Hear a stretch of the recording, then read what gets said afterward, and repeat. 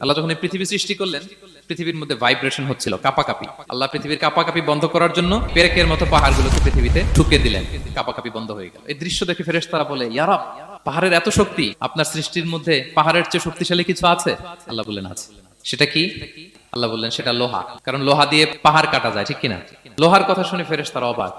ফেরেশতারা প্রশ্ন, তাহলে আপনার সৃষ্টির মধ্যে লোহার চেয়ে শক্তিশালী কিছু আছে? আল্লাহ বললেন আছে। কি সেটা? আন্নার, আগুন। কারণ আগুন লোহাকে কি করে? গলিয়ে ফেলে। ফেরেশতারা শুধু অবাকই হচ্ছে। ফেরেশতারা বলে, আগুনের চেয়ে শক্তিশালী কিছু আছে? আল্লাহ বলে আছে, আলমা, পানি।